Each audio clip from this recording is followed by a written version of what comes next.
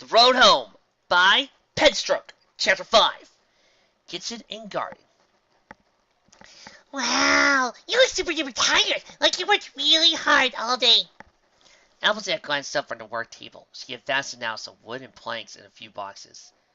There was a deep frown on her face at first, for the day had been long. Her patience was at its end, and that usually meant she wasn't in the best of moods for Pinkie Pie's antics. Yet, the pink party pony had just popped up from the other side of the table with her normal bright smile. That, and a hearty home-cooked meal. Brought you some dinner, Piggy said as he set the plate down in front of Applejack.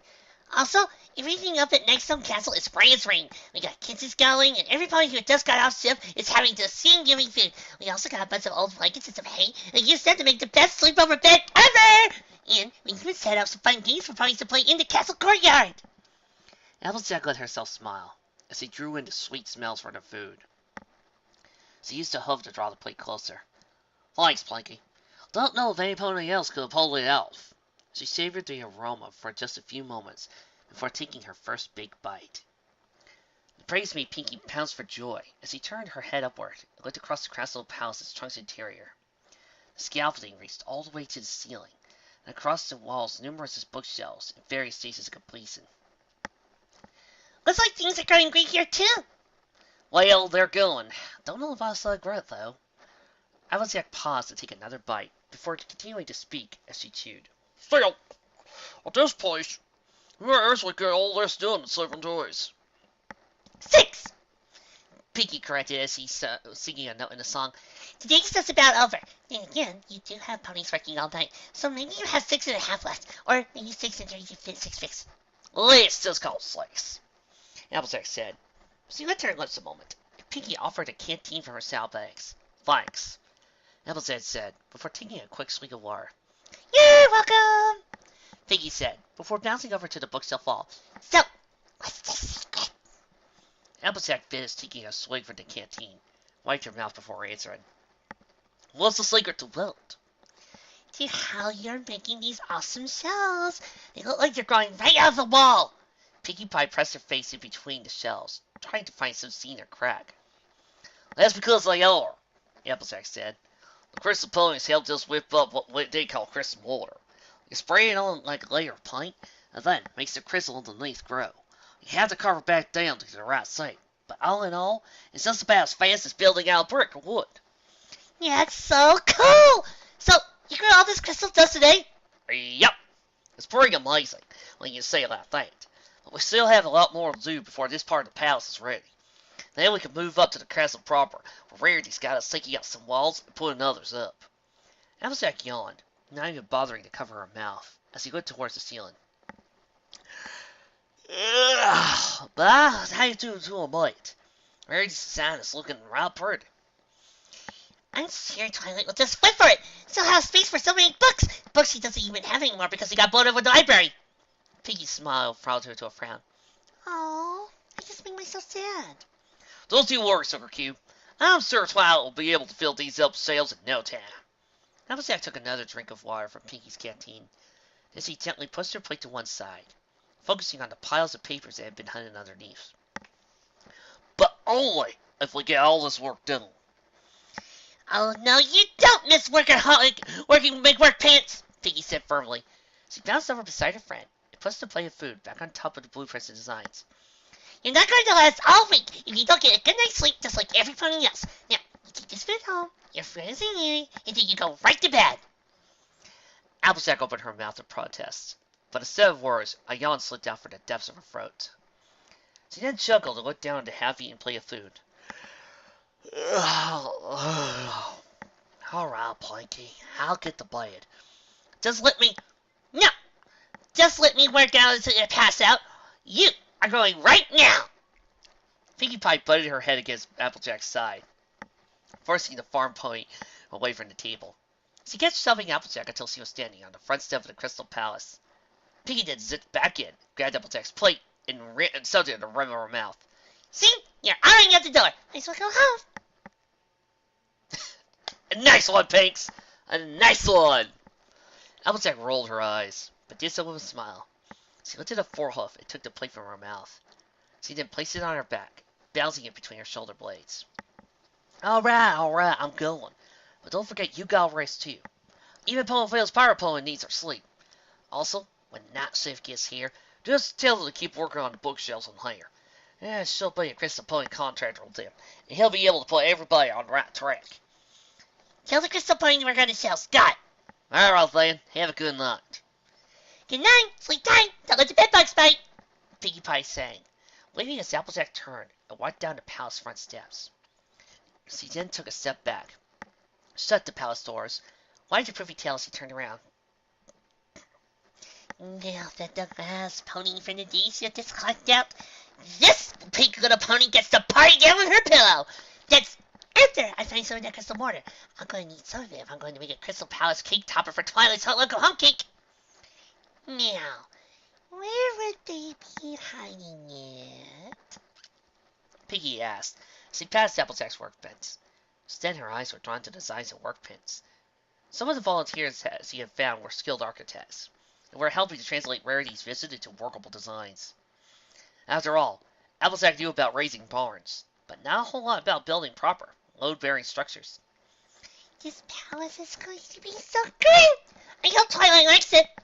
Piggy smiled and slipped once more into a frown as he grabbed up one of the blueprints. It depicted one of the castle's upper levels, showing the layout of the corridors and rooms. The biggest room was the ballroom, but not what he had brought a frown to Piggy's face. No, the thing to blame for that was the kitchen. Rarity has to be joking, Piggy said. That kitchen's way too itty-bitty for a ballroom that big. How am I supposed to cater the super-duper parties we'll be having here with one measly oven and one tiny counter space? Her eyes wandered to the neighboring room. And why the heck do we need such a big room for sitting? What kind of pony sits around when there's a super fun party going on just down the hall? Excuse me. Where's Applejack? Pinkie Pie looked up from the table, focusing on the group of volunteers that came right through the front door. It was the night shift, and leading the group was the crystal pony Applejack had told her about. Pinkie looked at him for a moment, then down at the plans, then repeated this motion a half a dozen times, before smiling, scooping out the blueprint, and jumping over the table. Applejack has gone home, so don't you worry. She told me exactly what all you need to be working on. Just follow me upstairs. We got some kitchen work to do. I don't know, Apple Bloom. I don't think now's a good time to ask them. They look kind of mad. Well, if we wait any longer, there's not going to be anything left for us to do. Apple Bloom led Sleepybell, Skidaloo, and Twist towards a large tent that has been set up outside the palace. It was a design tent, where Rarity and her hoof-picked team of ponies were hard at work. They were planning out the finer details of the castle, picking decorations, and even sewing some tapestries and curtains. It was a picture of a visit design, with dozens of skilled ponies well at work, except for two specific mares. Anybody care to put any guess? Applejack and Rarity! Rarity, you're the only one who was sent the night shift up to the ballroom area. But it wasn't me. Even if it was, I would have taken them out the wall. They've completely destroyed the division between the sitting room and the ballroom's kitchen. And what about the sales in the trunk? Because of what happened last night, the whole part of the project's been delayed. Applejack and Rarity continued to go back and forth, trying to discern what happened last night, even as the four fillies drew closer. They had perhaps gone all the way if it were not for a mare stepping onto the path. Hello. Is there something I can help you with? The pale amber mare, with a side mane, asked. We just like to talk to my sister Rarity for a second, Apple Bloom said, trying to push past the mare. Well, I ask is there anything we can do to help? I don't know if that's a good idea right now, girls. They're having a discussion. Sounds like an argument to me, Twist said, her lips blessed thanks to Space Fairy, but not completely erased. Yeah, Sleepybell agreed. What are my sister and Applejack arguing about? Oh, nothing much. Some of the volunteers just did something a bit unexpected last night, and they're trying to sort out how to fix it. And if you're Rarity's sister, you must be Sweetie Belle. That's right. How did you know that? The Sighing Mare smiled. I'm a friend of Rarity's from Manhattan. Coco Pommel. Wait, you're Coco Pommel? Sleepybell said as she pointed her hoof at Coco. Then she smiled and closer. You're the one who gave my sister that bullet thread that helped her save Equestria. I beg your pardon? Coco asked, before shaking her head. Never mind, girls. I know you mean well, but I don't think right now is a good time for you to ask Rarity and Applejack for permission to help. But we want to help, Skidaloo said, wings buzzing and almost lifting her hose out of the ground. We don't want Nix to come back to Ponyville and find out we didn't do anything to help her with her new home. You're friends with Nix? Yep, Apple Bloom said, smiling a bit to herself at her impromptu Big Mac impersonation. Well then. Coco glanced over his shoulder, checking out Rarity and Applejack before looking back at the girls. I may just have the thing for you four to help with. She tried her way for just a moment, rummaging through some papers before returning to the 4 fillies with a single scroll. Did you know Nix kept the treasure book? Sleepbell nodded her head. Yeah! We just found out about it a few months ago, after Skidaloo, Applebloom, and I were named the official flag-carrying team for Ponyville. The 5 of us took a picture together, even though we weren't all on the same flag-carrying team. We weren't allowed to have more than 4 ponies on our flag-carrying team, Switz explained. So, Nix and I agreed to make our own team since Skidaloo, Sleepbell, and Applebloom already had an idea what they wanted to do. Well, after we got back to Ponyville, Nix showed us our treasure book before letting us put a copy of our picture inside, Evelyn said. Well, girls, then this may be the perfect thing to work on, Coco said with a smile as she came to scroll to Sweetie Belle. She was able to levitate a light piece of paper in her magic, hovering it up so all 4 fillies could see it. You see, lots of things in the library got destroyed by T-Rex. One of those things was Nix's treasure book. No way! Skidaloo said, pushing the scroll out of the way to let Coco square in the face. I'm afraid so. If it did survive the explosion, we haven't been able to find it. So Rarity thought it'd be a good idea to try and make Nix a new one. We know it'll never replace the old one she had, but it'll also be a nice way to welcome her to her new home. And this is everything Rarity thought was in the book? Sleepbell asked, as he looked over the scroll from top to bottom. I don't see Nix's kazoo on that list. Or the peppermint recipe me and Nix tried when we had a sleepover, Twist pointed out. Sleepbell leaned forward a little bit to look at Twist. When did you two have a sleepover without us? Twilight just brought Nix by my house one day. I think it was the same day as the Sawswell the Bearded Traveling Museum was in town. It's Twilight! I'm shocked at you! Not taking Nix there! I wanted this to be between me and Cadence. Then, after Cadence was done, I was going to take Nix. Well, Mary was still doing her best to remember what Twilight told her. After all, she never saw the original book. Coco says he smiled down at the fillies. Okay, I got an easy way to solve this. Let's go find Pinky and pray to Celestia on high that she saw the book. Because with Pinky's photographic memory, she'll be able to give you an entire list like that. Coco says he smiled down at the fillies. Still, doesn't mean that this is the perfect thing for you four to do to help. You Crusaders, I do believe we have our mission, Sleepbell says he rolled out the scroll. Applebloom nodded, putting out her hoof and motioning for the others to follow. First, to search across Ponyville to see if we can find Nix's original treasure book. Step 2, if we can't find the book, do everything we can to assemble a new one that's even more awesome! Skidaloo put her hoof on top of Applebloom's. Sleepbell's and Twist soon followed their lead. The 4 of them raising their hose together at the same time before shouting into the air, Coyote! Mark! Crusaders! Book! Savers! Yay! The 4 fillies followed their battle cry with giggles of laughter as they ran off. Coco Pommel ran behind, smiling and waving before noticing some point coming up right behind her. She turned to see who it was. She saw it was Rarity. Did you get everything started out with Applejack? We came to an agreement that no matter whose fault it was, the current delay in construction is a situation we must work together to deal with. Now, if I'm not mistaken, I thought I just heard my sister and friends doing one of their Cutie Mark Crusader songs. Please tell me they didn't go running into the construction site. No, they came asking if there was some way they could help, and I found something simple for them to do that'll keep them away from the house for a while. Rarity blinked a few times, now simply gaped in disbelief. She remained like that for a few seconds, before shaking her head coming back to reality. You must give them something to do. Something that, in the end, won't lead to the utter derailment of what we're trying to do here. I believe so, yes. Then I must say I'm impressed, Coco. Normally, when those feelings go on wild crusades, the sauce just falls into lake. After all, I told you about the whole affair with Gobby Gums when we were working yesterday. Still, what did you send them off to do? I'll tell you after you explain something to me. Coco says the pair turned, returning to their work under the shade of design.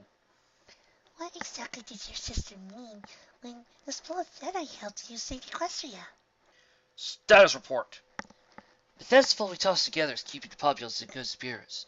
They believe it's a celebration of T-Rex defeat, as well as the extended homecoming for Princess Cadence and Prince Armor, who have been delayed in Camelot. The confirmed Flash Sentry was able to secure the train conductor before any pony in the heart of the Empire was able to hear what she was shouting.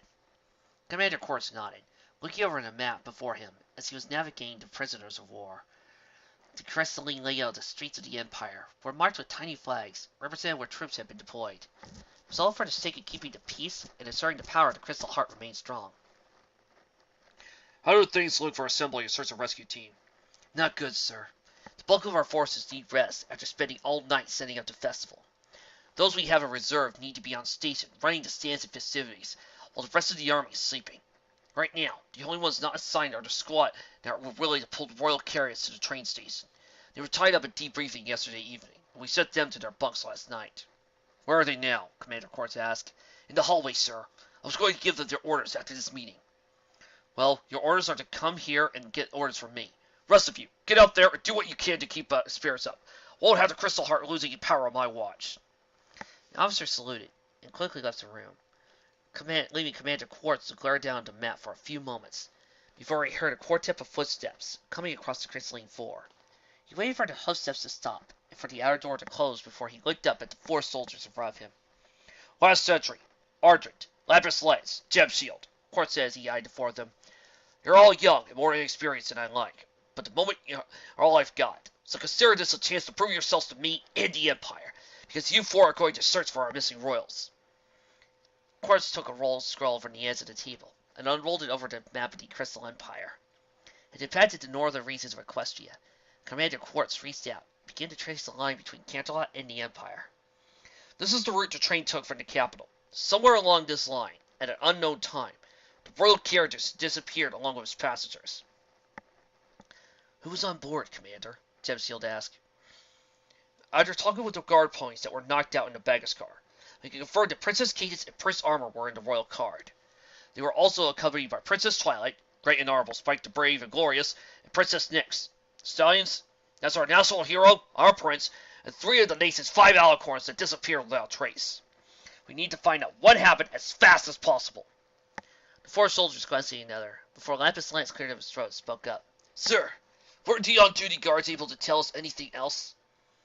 Yes, but we don't know how reliable that information is, Commander Quartz answered. From their debriefing, the guards in the baggage car remember seeing these landmarks while bringing the train. The commander began to tap out different points on the map, slowly but surely making his way towards the Empire. Based on those reports, that narrows our search to this stretch of track in the Rainbow Range. That, however, is still a lot of ground to cover, and the bulk of the Empire's forces won't be available for several more hours. That, we need to narrow our search. Otherwise, it will take days, if not weeks, to search the entire forest. So then what is our mission, sir? Scout out the tracks, he said, tapping once more on the map. Try to find out what happened to the royal car. If you can find it, or even better, our missing royals. Your mission then becomes to get them back to the Empire in one piece. If you find anything else, signs of a struggle or a full napping, then you are to report back here to me immediately. Hopefully, the rest of the army will be ready to move out by then.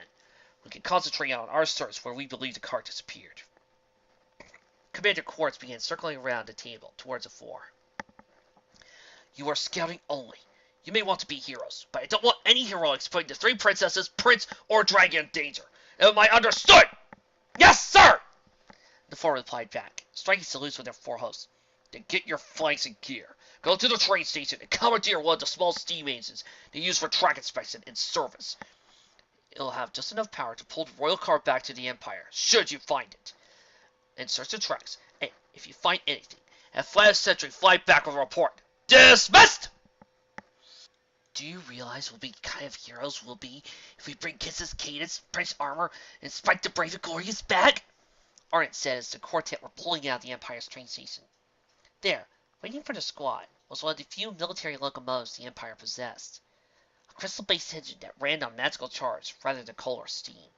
Its design wasn't ready for regular use by civilian train lines, but that would be perfect for the squad's needs. My colt will be wanting an autograph, Ardent said, a little dreamy-eyed, before he was knocked to the shoulder by the gem shield. Remember what Commander Quartz said. Unless we find them panicking along the side of the tracks, we are just to report what we find back to the Empire. Gunshield said as he and Ardent climbed into the back of the train. Lapis Lance was already there, tending to the Crescentline's locomotive's controls. He had already received a basic tutorial on how to operate the magically driven engine, while the others had gathered their supplies. So, that, and you keep forgetting about Princess Twilight and Sparkle and her daughter. Flash actually pointed out. In a flutter of wings, he landed on the platform next to the locomotive. You seem to be bringing her up a lot, Gemshield replied. I also hear you have a habit of bumping into her when she's at the castle. Flash Sentry rolled his eyes. That's more her than me.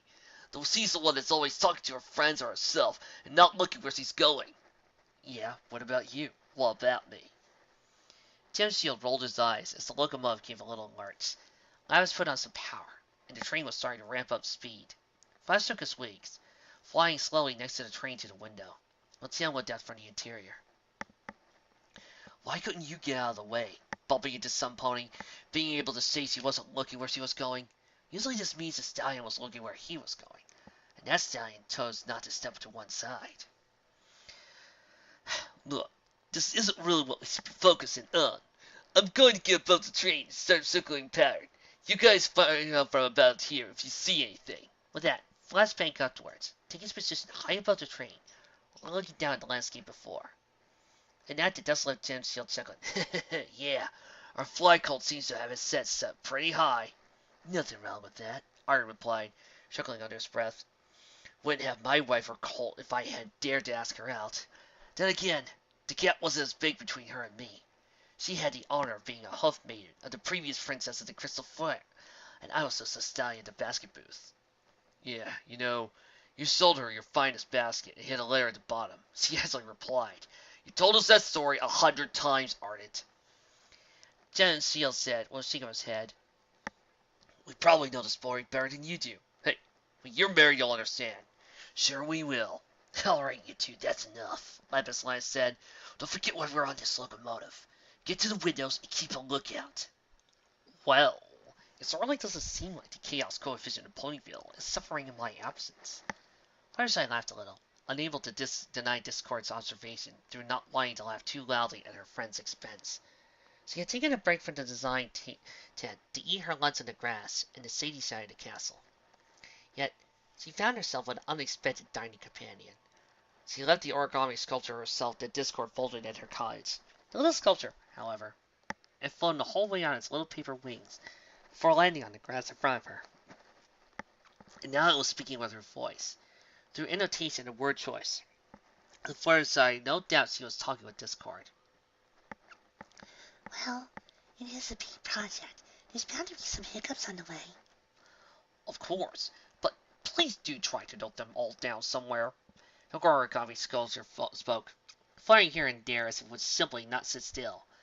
My attention is rather focused on Twilight's destruction, so if you're going to have to tell me everything to happen when I get back. How's everybody doing, by the way? Fireside asked. I trust they reached the Crystal Empire safely. Oh yes, of course.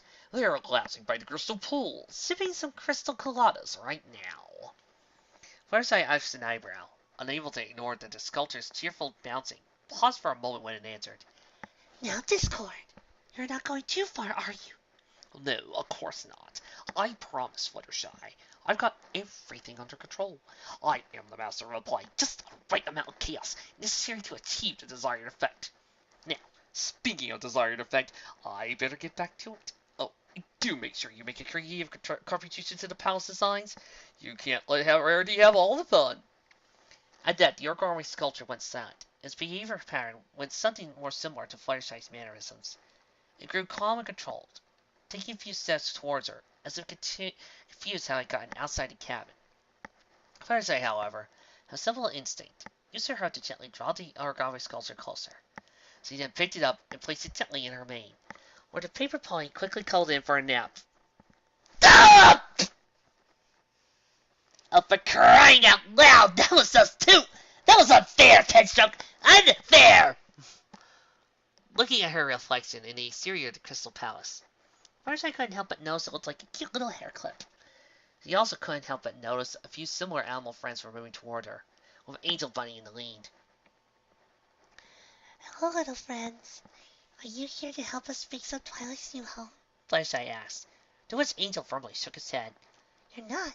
Then why are you here? Angel made a few motions with his paws and ears before pointing at some of the other rabbits, scents, mice, and furry creatures behind him. Fluttershy lifted a puff to her mouth, further husking her already quiet gasp. Oh no. Did Twilight's new palace really scare all those furry creatures out of their homes? With a confirming squeak, Angel nodded his head, then motioned to the flock of birds. This again made Fluttershy give a quiet gasp. And all the volunteers scared those birds out of their nests and trees in Nightstone Castle? Oh no. I'm so sorry. We didn't realize we'd be driving you out of your homes. But I promise, nobody at the castle wants to hurt you. Crossing his forepaws, Angel tapped one of his hind legs against the ground, and then pointed at the castle. Fluttershy looked back over her shoulder, then back at the less than pleased pack of animals before her. Okay, I can see how some of you think the palace is very big, kind of an eyesore. But it's Twilight's new home. I don't think we could tear it down even if we wanted to. The pack of animals squeaked, growled, tweeted, hooted, and otherwise vocalized to Fluttershy, making the small Pegasus flatten her ears against her head until the din of animal noises had quieted. I'm sorry, but you don't think you're being unreasonable. I know you seeing a giant castle go out of nowhere is a bit unsettling. I assure you that having that big meaty T-Rex stomping around wouldn't be any better. Now, Fluttershy said as he climbed to her host. Can we all come to an amicable agreement about what it would take for you to like Twilight's new palace? The animals chattered amongst themselves for a few moments. They grew silent as they seemed to reach some sort of form of consensus. Angel, Fluttershy's self-appointed animal ambassador, tapped his paws and made bunny squeaks. Fluttershy listened and nodded her head, smiling a little as the animals' idea was explained to her. Oh, a lovely little palace garden with all your favorite kinds of trees and bushes? That sounds delightful. It could be just the thing that gardens in Canterlot where all the princesses' special animals friends stay. Why, the Crystal Palace could have a menagerie all its own. Fluttershy's enthusiasm dwindled a little. Oh, but we already talked about adding a garden to the castle. Applejack and Rarity didn't think it would be a good idea right now.